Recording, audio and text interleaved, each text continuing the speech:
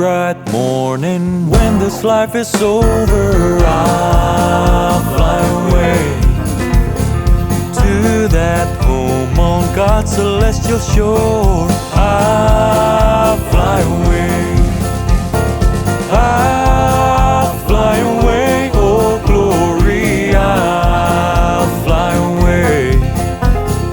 When I die, hallelujah, by and by, I'll fly away. Just a few more weary days and then I'll fly away to a land where joy shall never end. I'll fly away, I'll fly away, oh glory, I'll fly away. When I die, hallelujah, by and by, I'll fly away, I'll fly away, oh glory, I'll fly away. When I die, hallelujah, by and by, I'll fly away.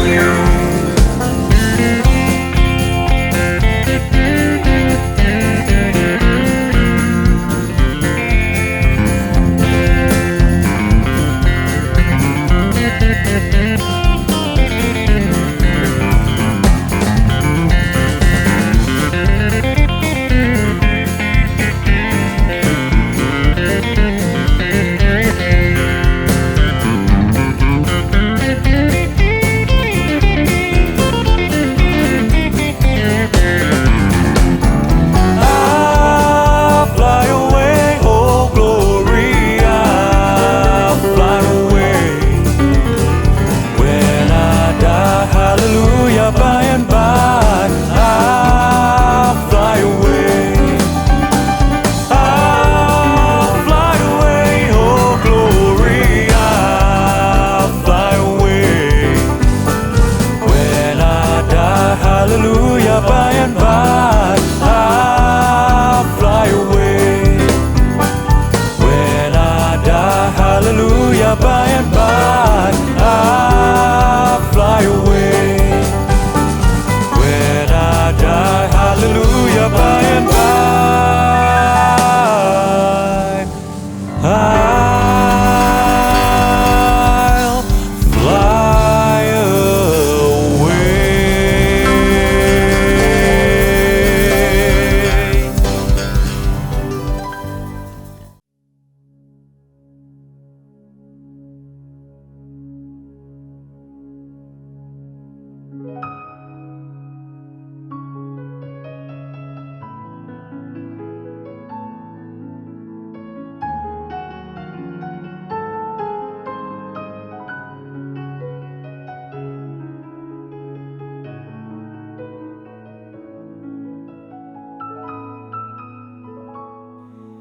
Saat indah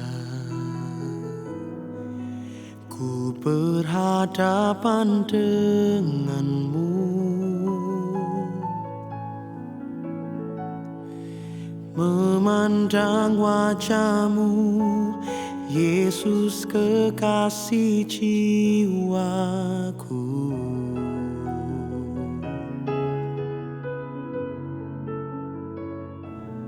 Bau wajahku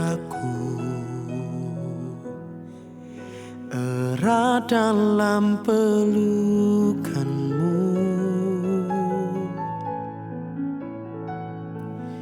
menikmati kasih dan indahnya hadiratmu.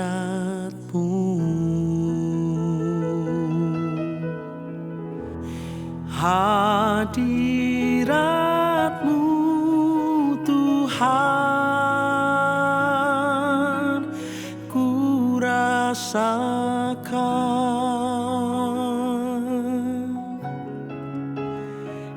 kekudusan-Mu Bapa, penuhiku,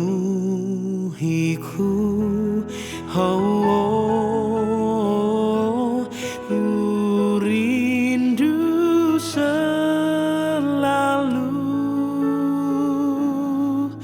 diam dalam bait-Mu, menikmati kasih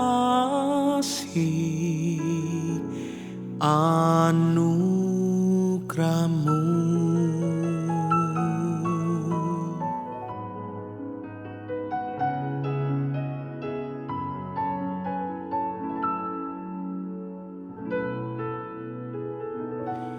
Saat indah ku berhadapan dengan-Mu,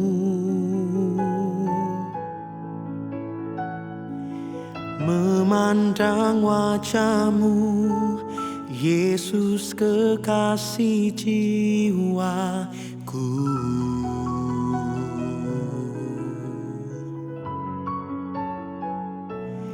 Bawa daku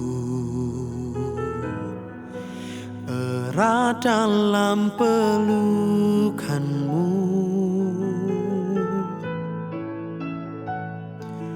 menikmati kasih dan indahnya hadirat-Mu.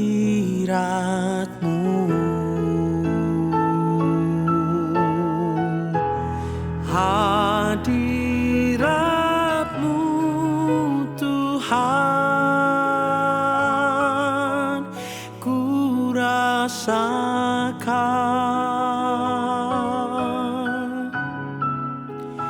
kekudusan-Mu Bapa, penuhiku,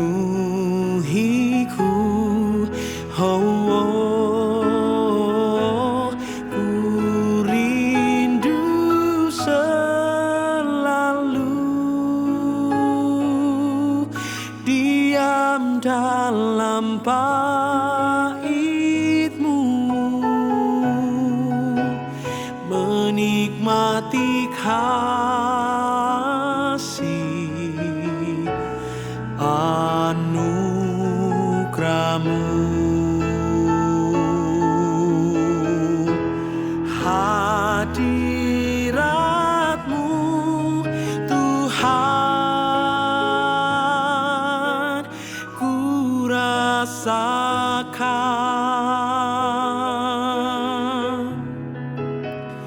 kekudusan-Mu Bapa, penuhiku,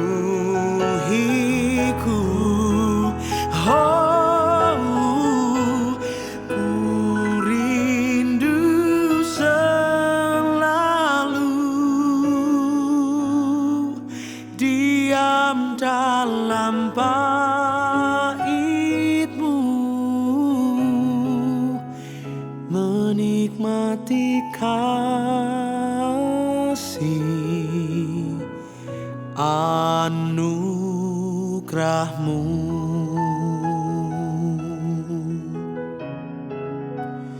Menikmati kasih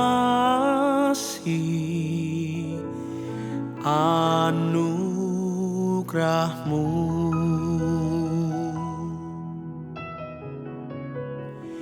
Menikmati kasih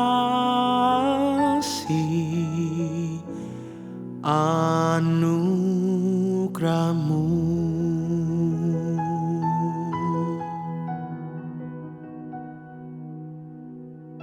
Biar dimanapun kami berada ya Tuhan,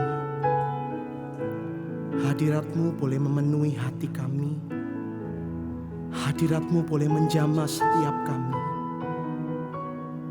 Kami buka hati kami ya Tuhan.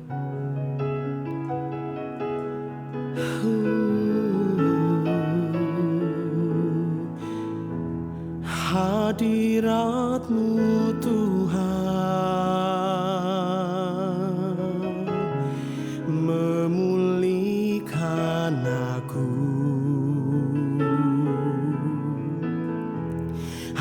hadirat-Mu Tuhan, oh,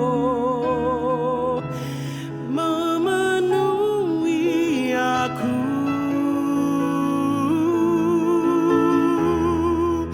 Oh,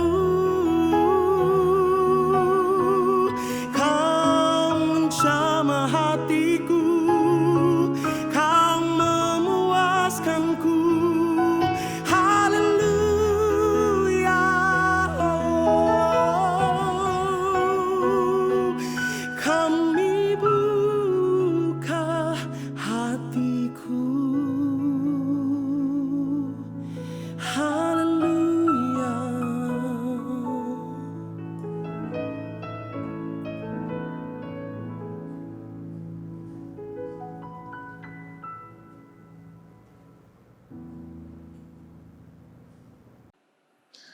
Senang sekali bisa berjumpa dengan saudara.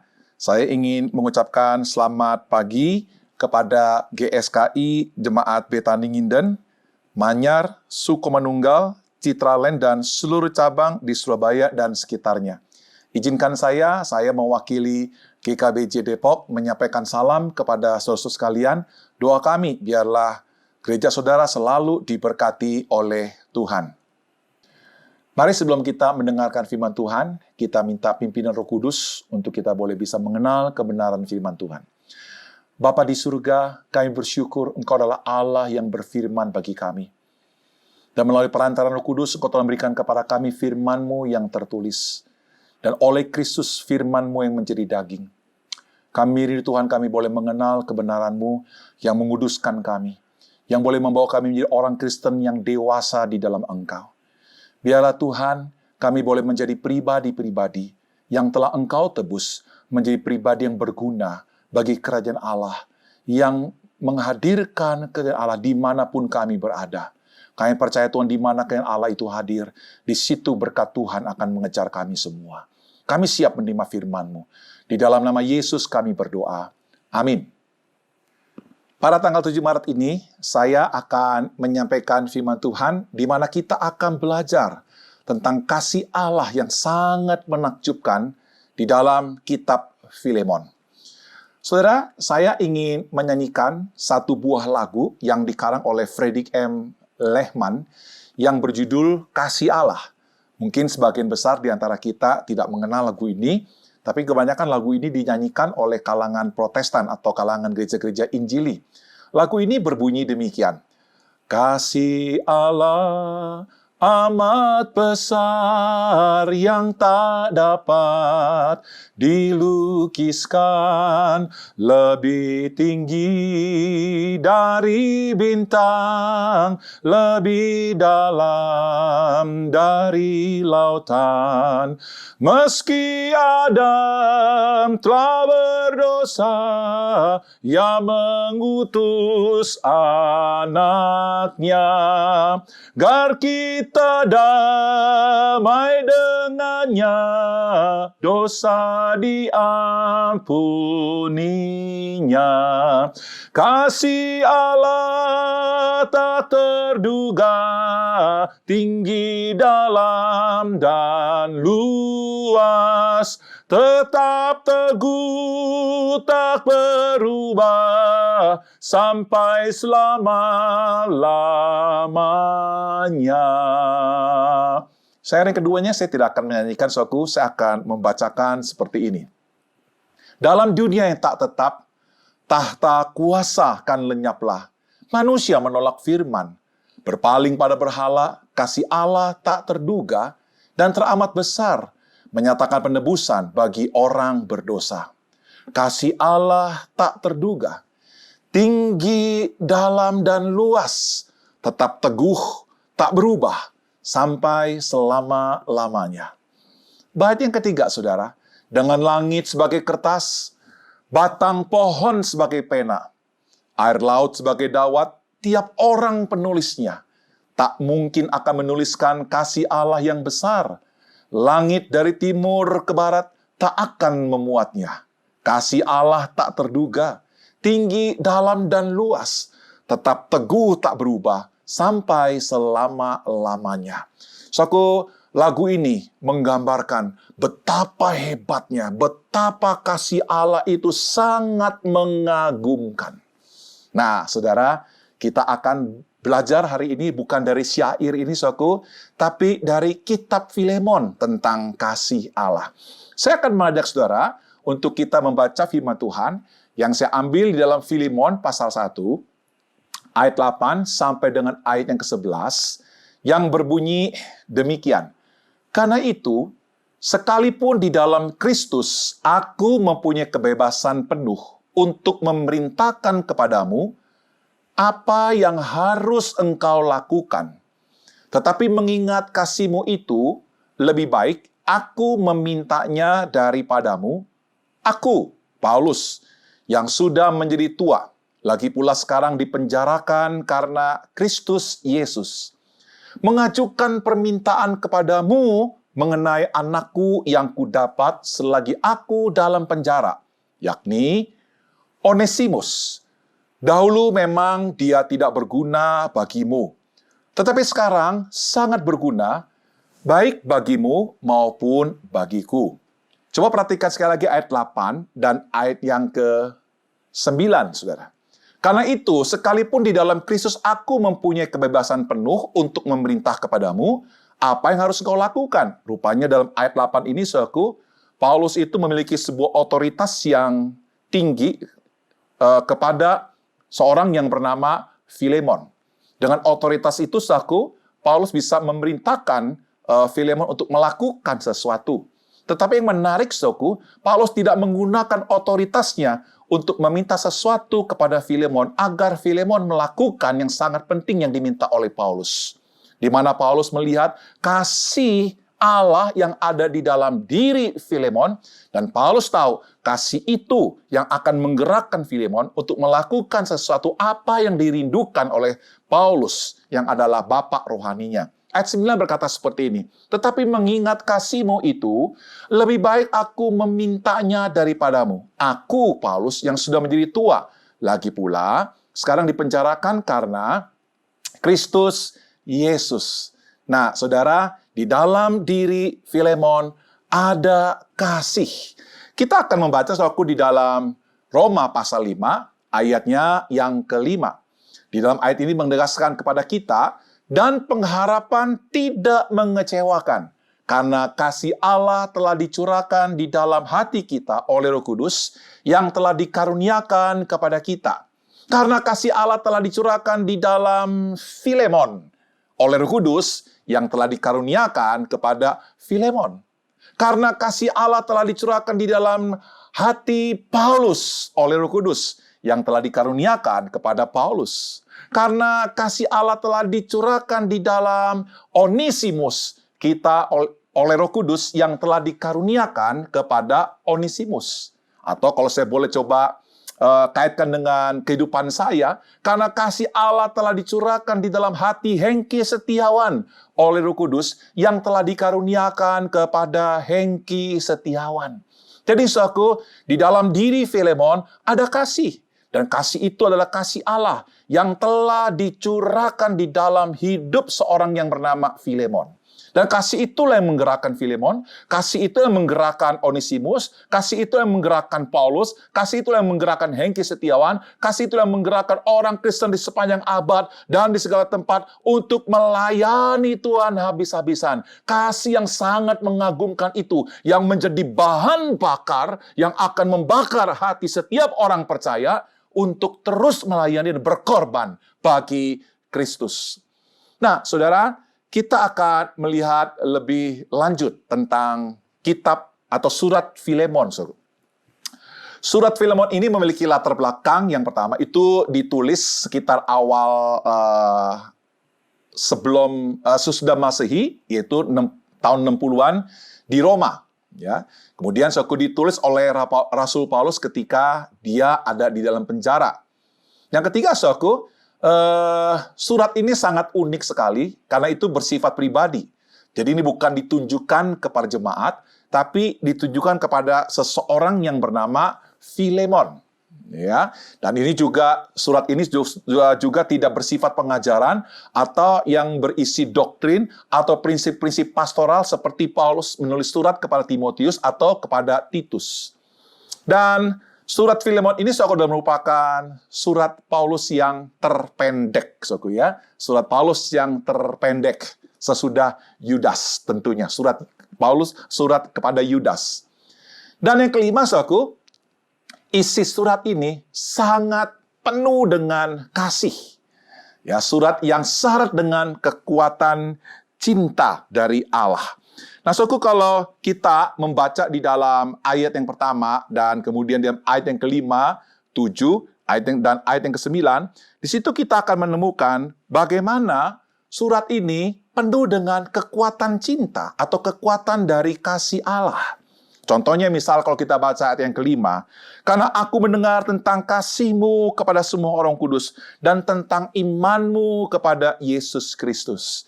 Jadi saudaraku, Paulus menyaksikan bahwa kasih yang ada dalam diri Filemon adalah kasih yang terbukti, adalah kasih yang dapat dirasakan oleh orang banyak dan menggema sampai ke telinga Paulus.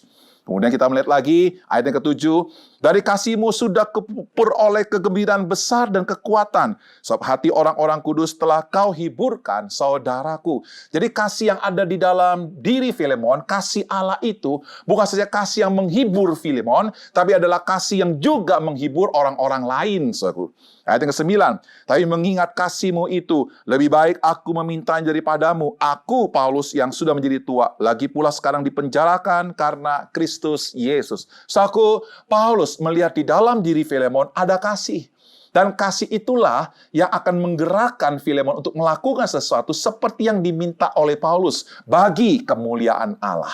Jadi kurang lebih seperti itu latar belakang dari surat Filemon. Nah, saudaraku, surat Filemon ini kalau secara daftar isi itu dibagi menjadi beberapa bagian. Filemon pasal 1 ayat 1 sampai 3 itu berbicara tentang salam dan hormat. Jadi saudaraku, seperti biasanya surat-surat ditulis pada zaman itu, saudaraku, harus ada kata salam dan hormat. Termasuk ketika para penulis kitab Perjanjian Baru, termasuk Paulus, saudaraku, dia menggunakan prinsip umum, jadi memberikan salam dan hormat sebagai suatu penghargaan kepada orang yang menerima suratnya. Kemudian Filemon pasal 1 ayat 4 sampai 7 di situ berbicara pernyataan sukacita Paulus mendengar kasih dan imannya Filemon. Filemon pasal 1 ayat 8 sampai ayat 21 permintaan Paulus kepada Filemon agar bisa menerima kembali Onesimus di posisi yang lebih terhormat. Kesiapan Paulus menjadi penjaminnya. Kemudian Filemon 1 ayat 22 permintaan Paulus tentang tumpangan di rumah Filemon. Kemudian saudaraku, Filemon pasal 1 ayat 23 sampai ayat 25. Kesimpulan, salam, hormat, dan doa berkat. Jadi saudaraku, kurang lebih seperti itu isi dan format dari tulisan Paulus kepada seorang yang bernama Filemon. Nah, saudaraku, di dalam surat Filemon ini, saudaraku, kita akan belajar 3 orang yang penuh dengan kasih Allah, yang dikuasai oleh kasih Allah. Yang oleh karena kasih Allah itu, maka mereka melayani Tuhan. Yang oleh karena kasih Allah itu, kita bisa melihat betapa ini menakjubkan di dalam ketiga pribadi ini. Yang pertama, suku kita akan melihat dari seorang yang bernama Rasul Paulus. Saya tidak akan mengutip dari bagian-bagian kitab Perjanjian Baru yang lain, ya, tentang siapa itu Rasul Paulus. Tapi cukup saku dari ayat 1 dari surat Filemon, kita bisa melihat gambaran betapa menakjubkan kasih Allah yang ada di dalam diri Paulus, yang membuat Paulus berani berkorban bagi kemuliaan Bapa, bagi kemuliaan Kristus. Saya akan bacakan saku ayat yang pertama. Dari Paulus, seorang hukuman karena Kristus Yesus, dan dari Timotius saudara kita, kepada Filemon yang kekasih, teman sekerja kami. Perhatikan baik-baik, saudaraku, dari Paulus, seorang hukuman karena Kristus. Saudaraku, Paulus itu dihukum bukan oleh karena perbuatan jahatnya. Paulus itu dihukum bukan oleh karena membunuh. Paulus itu dihukum bukan oleh karena mencuri. Paulus itu dihukum karena nama Yesus yang dia beritakan.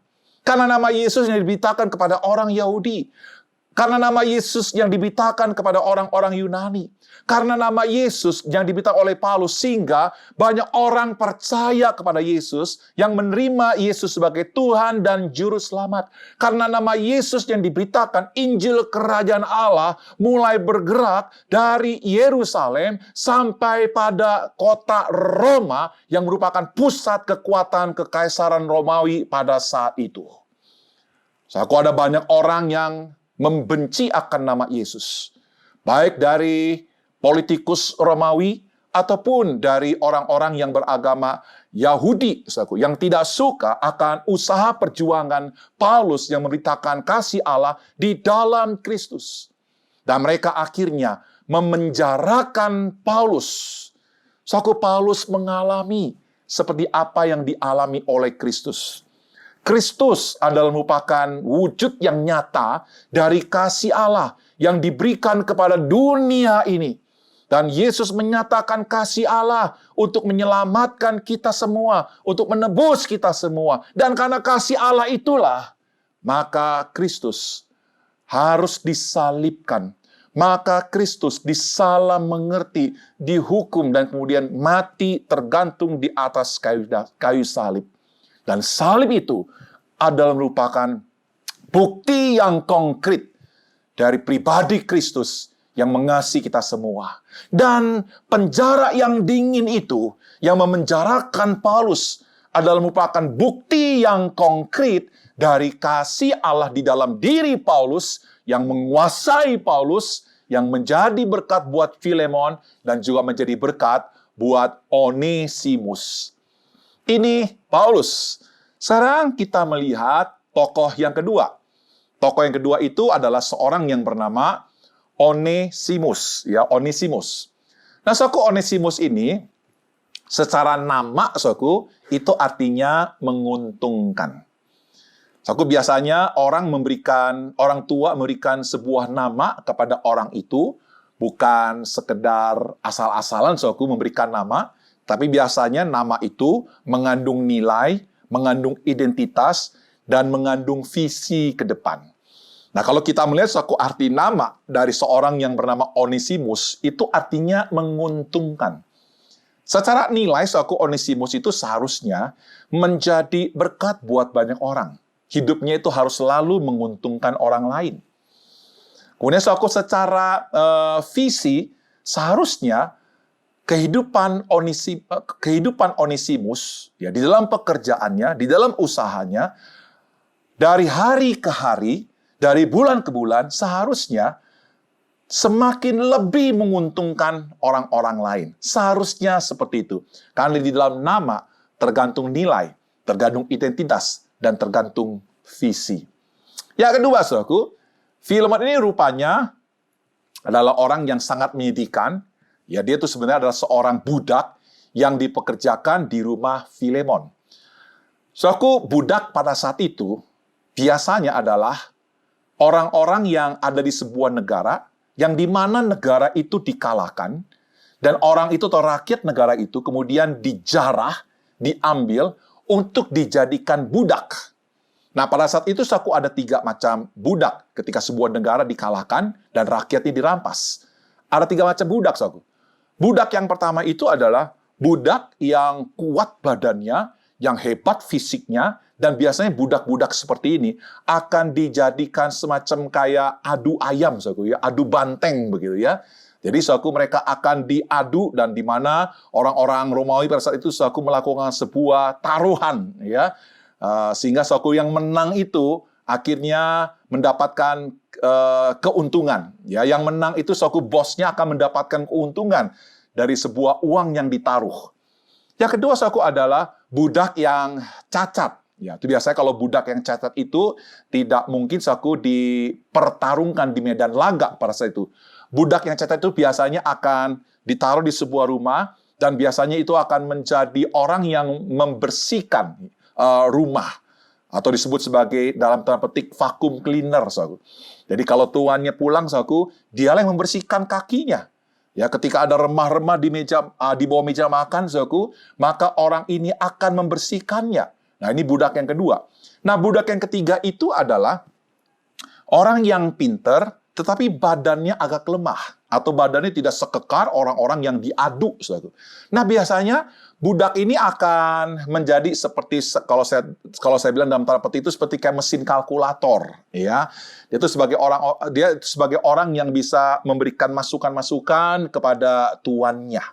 Nah, saudara, kalau kita melihat dari 3 latar belakang, ya, orang yang menjadi budak pada saat itu, ya, adalah besar kemungkinannya bahwa Onesimus ini itu adalah budak dalam pengertian mesin kalkulator yang membantu Tuhan untuk mencatat, menghitung secara detail dan sebagainya. Jadi saudaraku, sebenarnya Onesimus ini pada posisi yang lebih baik dari budak petarung. Ya, lebih baik dari budak orang yang disebut sebagai vacuum cleaner. Jadi secara posisi, budak yang seperti ini itu lebih menguntungkan buat dirinya. Karena dia tidak akan mati terbunuh, karena dia juga tidak akan terhina, karena dia mengerjakan sesuatu yang kotor di dalam rumah. Jadi saudaraku, masih ada sedikit keberhargaan lah dalam diri budak ini. Jadi kurang lebih seperti itu. Yang ketiga, saudaraku, rupanya Filemon ini adalah seseorang yang akhirnya mencuri dan melarikan diri. Saudara, seharusnya kalau Onesimus itu mempunyai arti menguntungkan, seharusnya dia memberikan keuntungan buat tuannya yang bernama Filemon. Tetapi saudaraku, ini tidak sesuai dengan jati dirinya. Tidak sesuai dengan nilai yang ada di dalam namanya atau visi yang ada di dalam namanya. Onesimus malah menjadi seseorang yang sangat merugikan akan tuannya yang bernama Filemon. Tapi puji Tuhan, saudaraku, ketika dia ditangkap dan dipenjara, dia bertemu dengan Paulus, diinjili, dan kemudian dia bisa menjadi orang yang bertobat. Onesimus diangkat menjadi anak rohani oleh Paulus, dan dikatakan menjadi buah hatinya Paulus. Kalau Anda membaca di dalam Filemon pasal 1, ayat 10 dan 11. Dan Filemon itu dianggap sebagai seorang yang berguna.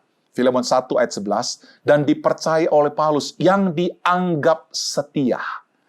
Saudaraku, ketika dunia tidak bisa membawa seorang yang bernama Onesimus sesuai dengan nilai, identitas, dan visi namanya. Ketika orang-orang yang ada di sekitar kehidupan Onesimus tidak bisa mengubah hidupnya menjadi orang yang menguntungkan, menjadi orang yang bisa menjadi berkat. Percayalah, di dalam Injil, di dalam anugerah, Allah mampu mengubah seorang yang bernama Onesimus dari orang yang merugikan menjadi orang yang menguntungkan sesuai dengan nilai, identitas, dan visi dari namanya. Saudara, menurut catatan, Onesimus dari ke hari bukan saja menjadi orang yang bertumbuh di dalam Tuhan, tapi dia bisa menjadi seseorang yang dipercaya dalam sebuah posisi yang penting di dalam sebuah gereja yang ada di Efesus. Menurut catatan Ignatius, Onesimus diangkat menjadi seorang uskup di gereja Efesus. Saudara, betapa menakjubkan kasih Allah yang ada di dalam diri Onesimus, yang membuat dia akhirnya bertumbuh, mencapai puncak kehidupannya. Hal yang sama, Tuhan juga rindu lakukan itu dalam kehidupan saudara. Yang ketiga, saudaraku, kita akan belajar orang yang ketiga yang dicatat yang ada di dalam surat Filemon ini. Sebenarnya banyak, saudaraku, ya, tapi pemeran utamanya 3 orang ini. Ya, yang ketiga itu adalah seorang yang bernama Filemon. Ya, ayat 5 dan ayat 7, di situ kita menemukan satu keterangan tentang siapa itu Filemon.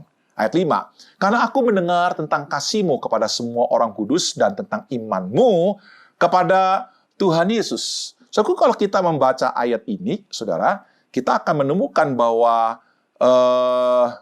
Filemon ini ya adalah seseorang yang boleh dikatakan sebagai pengurus atau sebagai salah satu pemimpin atau orang Kristen yang dewasa.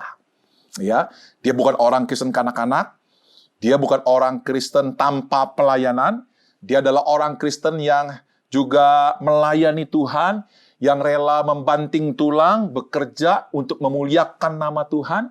Dan yang lebih dari itu, saudaraku, bahwa Filemon ini bukan seseorang yang memiliki iman yang ecek-ecek, saudaraku. Ya. Iman yang murahan. Tapi iman yang terbukti, iman yang kokoh. Iman yang tidak bisa membuat Filemon itu bergeser dari sebuah pemahaman yang benar tentang firman Allah, yang benar tentang Kristus, yang benar tentang Allah. Filemon memiliki iman yang kokoh. Ayat yang ke-7, dari kasihmu sudah kuperoleh kegembiraan besar dan kekuatan. Sebab hati orang-orang kudus telah kau hiburkan saudaraku. Jadi saudaraku, kalau kita melihat di sini, kita melihat saudaraku, siapa itu Filemon. Filemon itu bukan sekedar dia sebagai seorang penghibur. Tetapi saudaraku, apa yang membuat dia bisa menghibur? Itu jauh lebih penting. Saudaraku, ada orang yang bisa menghibur karena uangnya. Ada orang yang bisa menghibur karena dia pintar bernyanyi, saudaraku. Ada orang yang bisa menghibur mungkin karena dia punya talenta-talenta tertentu. Tapi kalau kita membaca dalam ayat ke-7, saudaraku, kita akan menemukan bahwa Filemon adalah seseorang yang bisa menghibur even atau bahkan itu seorang rasul besar yang bernama Paulus. Bukan saja Paulus, kekuatan kasih yang ada di dalam diri Filemon itu bisa menghibur siapa saja, saudaraku, tanpa pernah berakhir. Jadi saudaraku, apa yang menjadi kekuatan, apa yang menjadi motivasi Filemon bisa menghibur, yaitu kasih.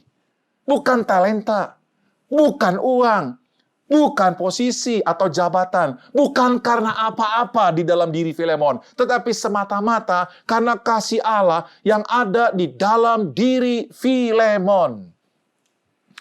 Saya berdoa, saudaraku, biarlah kasih Allah ini yang memotivasi kita untuk kita melayani Tuhan. Memotivasi kita untuk kita bisa menghibur orang banyak. Bisa menghibur gembala sidangmu. Bisa menghibur para pemimpin-pemimpin rohanimu. Karena engkau memiliki kasih Allah. Nah, kalau engkau memiliki kasih Allah dalam dirimu untuk menghibur mereka, percayalah, kasih saudara tidak akan pernah habis. Karena kasih Allah itu telah dicurahkan habis-habisan buat saudara dan saya. Saudaraku yang terkasih dalam Tuhan Yesus, ini adalah 3 orang yang sangat penting yang berkaitan dengan surat Filemon. Kita sekarang akan belajar pelajaran rohani apa yang kita bisa terapkan di dalam kehidupan kita tentang kasih Allah yang menakjubkan, yang ada di dalam diri Paulus, yang ada di dalam diri Onesimus, yang juga ada di dalam diri Filemon. Ya. Yang pertama, saudaraku, kita akan belajar. Yang pertama, kasih Allah itu mengejar. Yuk, sama-sama kita katakan. 1, 2, 3. Kasih Allah itu mengejar. Saudaraku, ketika saya membaca Kejadian pasal yang ketiga, Kejadian pasal 3 adalah merupakan sebuah pasal tentang kejatuhan manusia di dalam dosa. Kejadian pasal 3, saudaraku, merupakan sebuah catatan sejarah yang paling buruk di dalam kehidupan manusia. Karena manusia berusaha untuk melarikan diri dari hadapan Allah, untuk bersembunyi dari hadapan Allah. Tetapi saya bersyukur, saudaraku, walaupun di dalam Kejadian pasal 3, di situ mengandung sejarah manusia yang paling buruk.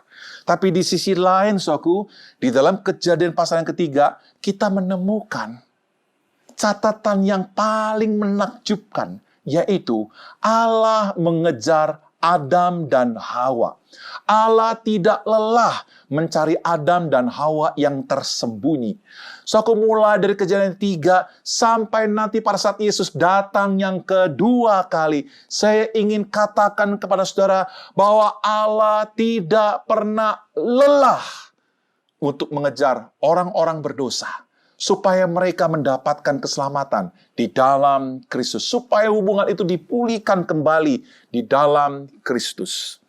Filemon pasal 1 ayat yang ke-10. Kita menemukan, saudaraku, bahwa Allah yang mengejar Onesimus ini adalah Allah yang memakai Paulus sebagai tangan kasih karunia Allah untuk mengejar seorang yang bernama Onesimus. Perhatikan, Filemon pasal 1 ayat yang ke-10. Mengajukan permintaan kepadamu mengenai anakku yang ku dapat selagi aku dalam penjara, yakni Onesimus. Perhatikan baik-baik, saudaraku. Paulus menggunakan kalimat anakku yang ku dapat. Jadi, saudaraku, kalau Onesimus, dia bisa melayani Tuhan. Onesimus akhirnya bisa berdamai dengan Filemon. Onesimus akhirnya bisa menjadi seorang uskup di Efesus. Itu bukan karena kebaikannya Onesimus. Siapa Onesimus, saudaraku? Dia seorang narapidana yang ditemukan di dalam penjara. Dia disamakan dengan orang-orang yang membunuh, orang-orang yang mencuri, orang-orang yang menipu. Dia ditangkap dan dipenjarakan di sana. Penjara adalah merupakan tempat di mana seseorang akan kehilangan masa depannya. Penjara merupakan tempat dari orang-orang berdosa, orang-orang kotor yang disatukan di situ. Dan di tempat yang kotor itu, di tempat yang tiada berpengharapan itu, di situ Tuhan melalui Paulus menemukan seorang yang bernama Onesimus. Paulus tidak pernah lelah mengejar Onesimus. Kenapa, saudaraku? Karena kasih Allah yang ada dalam diri Paulus, itulah yang membuat Paulus mendapatkan seorang yang bernama Onesimus. Saudara, apakah hati kita hari ini dikuasai oleh kasih Allah?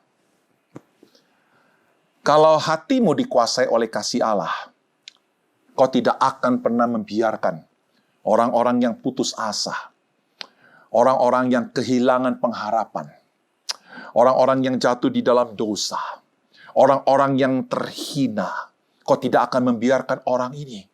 Kau tidak akan menjauhkan orang ini. Engkau akan mendekati orang ini. Dan engkau akan memberitakan Injil kepada orang ini. Dan engkau akan mendapatkan orang ini seperti Allah mendapatkan Anda. Dan biarkan mereka mengalami melalui tangan saudara, melalui pemberitaan Injil saudara, orang ini bisa mengenal Yesus. Saudara, siapa orang itu? Coba mulailah dari keluarga saudara. Mungkin itu anak saudara, mungkin itu kakak saudara, mungkin itu adik saudara, mungkin orang-orang yang terdekat dengan kita. Suatu seringkali kita berdekatan kepada seseorang, kalau orang itu sangat baik, itu biasa, saudara. Seringkali kalau kita berdekatan kepada orang itu, kalau orang itu tidak bermasalah secara hukum, ya itu biasa, saudaraku. Karena kita berpikir nanti kalau kita dekat sama orang itu, nanti kita juga bisa dikejar-kejar nanti sama aparat hukum. Tetapi, saudaraku, seharusnya kita tidak demikian, saudaraku. Ketika orang bermasalah, ketika orang menghadapi masa depan yang sangat suram, jalan keluar yang Tuhan berikan kepada mereka bukan menjauhkan mereka, tetapi mendekati mereka, menyatakan kasih Allah yang menerima mereka apa adanya. Saya berdoa, saudaraku, Anda dikuasai oleh kasih Allah. Selanjutnya, saudaraku, seseorang yang dikuasai oleh kasih Allah, tak kala dia menjadi hebat, dia akan mengatakan begini, bukan karena aku, bukan karena talenta aku, bukan karena orang-orang yang mengangkat aku menjadi seperti ini. Tapi karena kasih Allah itulah yang membuat saya bisa melayani Tuhan dan maksimal di sana. Yang kedua, saudaraku, pelajaran rohani apa yang akan kita bisa peroleh dari tulisan Filemon, dari kisah Filemon kepada Onesimus, Paulus kepada Onesimus, dan sebagainya. Kasih Allah itu mengampuni, saudara. Bahwa kasih Allah dalam Filemon memberi kemampuan untuk mengampuni Onesimus. Saudara, kalau saya ingin tanya sama saudara, kalau ada seseorang yang saudara angkat dia menjadi seorang karyawan, atau menjadi seseorang yang saudara percaya di perusahaan saudara atau di dalam keluarga saudara. Orang ini sebenarnya dari latar belakang yang sangat menyedihkan sekali, saudara. Dan saudara ingin mengangkat dia bisa menjadi orang yang lebih baik. Coba saudara bayangkan, kalau akhirnya dia mencuri uang saudara. kalau akhirnya dia mengkhianati saudara. Dia berbuat jahat kepada saudara. Dan kemudian dia melarikan diri dari saudara. Umumnya, saudaraku, dan saya bisa memahami kalau saudara bisa membenci orang itu habis-habisan.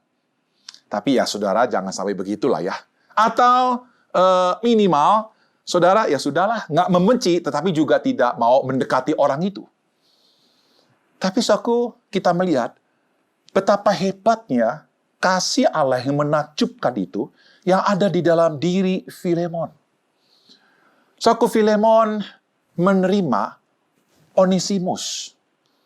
Bukan saja dia mengampuni, bahkan Paulus minta agar Onesimus itu dipercaya sebagai rekan sekerja, bukan budak, bukan karyawan, tapi rekan sekerja.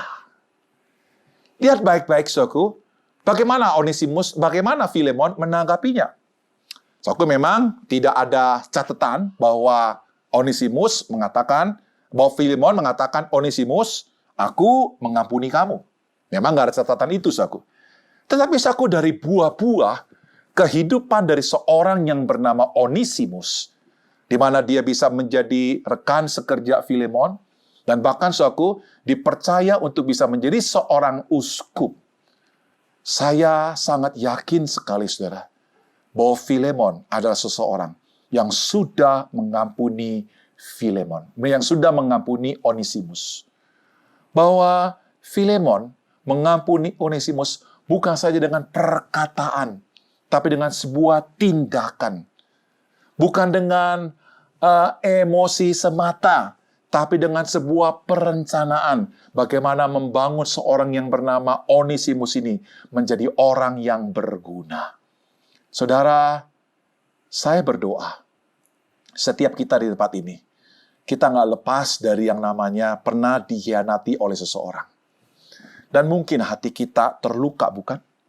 Dan mungkin kita akan menjauhi orang itu. Dan mungkin kita akan membenci orang itu. Saudaraku, saya minta demi nama Yesus, ketika saudara dikuasai oleh hati seperti itu, jangan kau biarkan.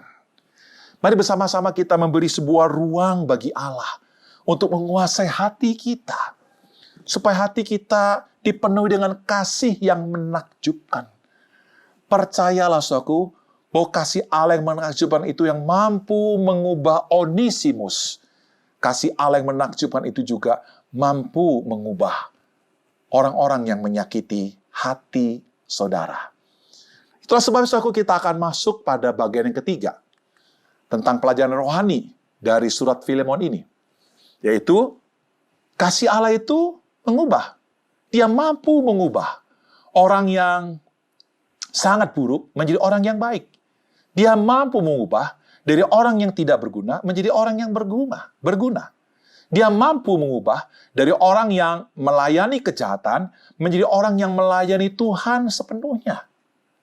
Saudaraku, Onesimus adalah orang yang telah diubah oleh kasih Allah. Filemon adalah orang yang telah diubah oleh kasih Allah. Paulus adalah seseorang yang telah diubah oleh kasih Allah, mencapai suatu kemaksimalan di dalam hidup mereka. Saudara, kalau kita melihat apa yang diubah, Paulus kepada Onesimus, Paulus memiliki hati Bapa. Kasih Allah yang menakjubkan itu, yang membuat Paulus memiliki hati Bapa kepada Onesimus. Dia mau menjadi penjamin, atau dengan kata lain, dia mau menanggung resiko deh.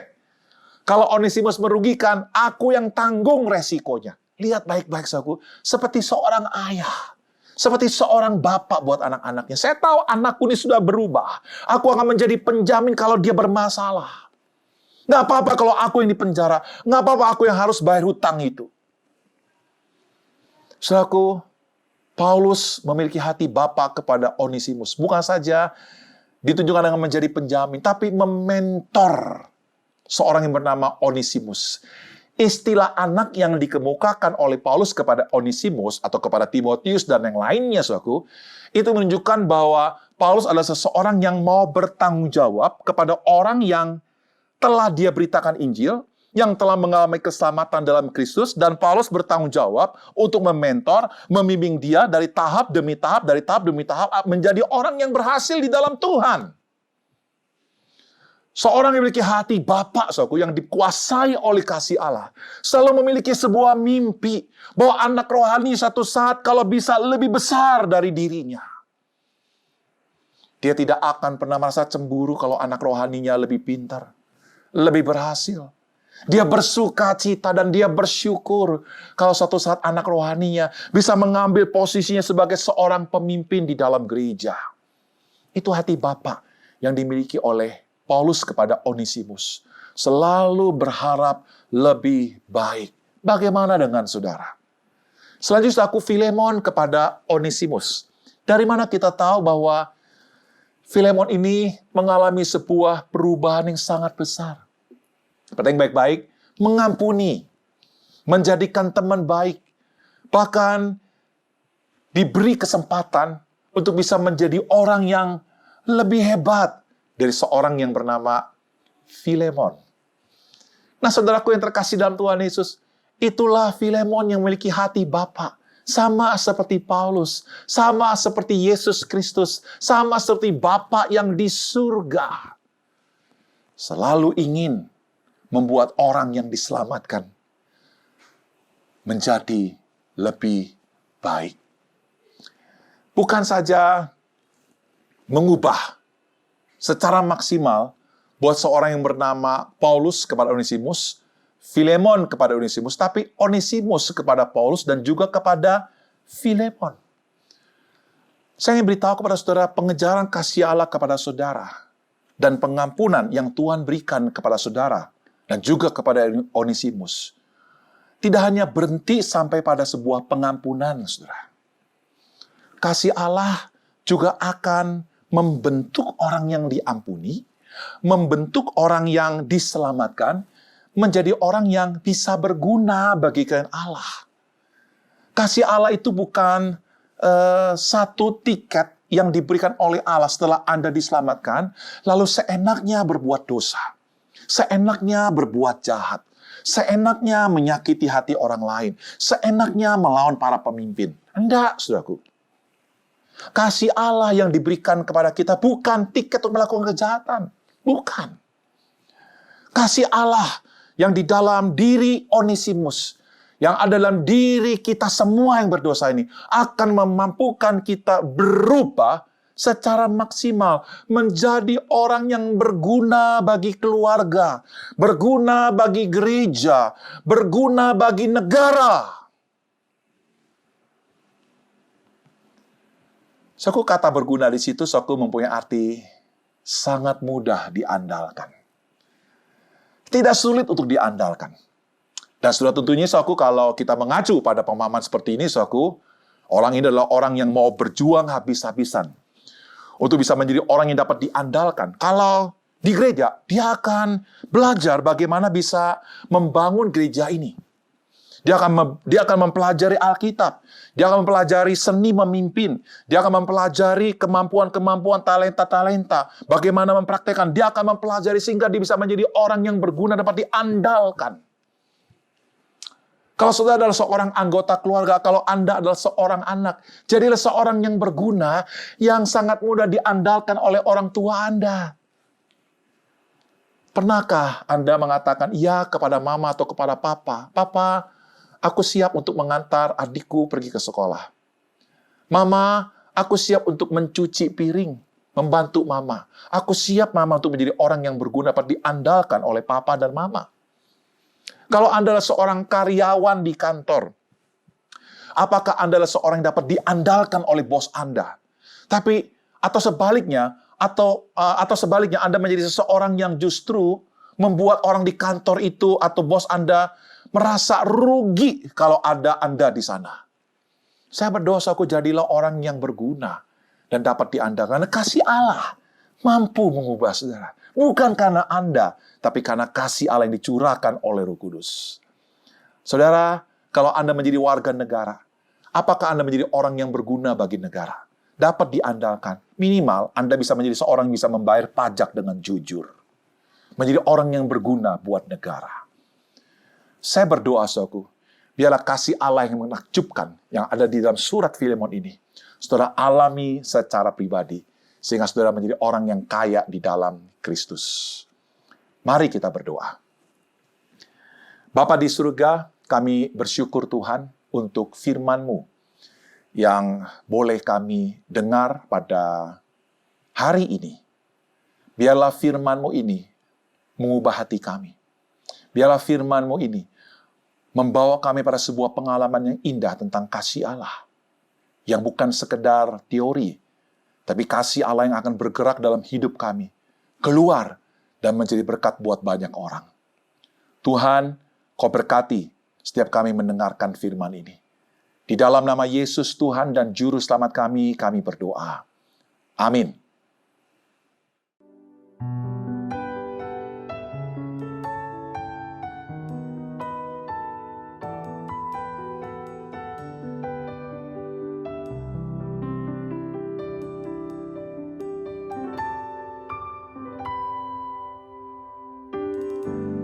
Banyak yang kau perbuat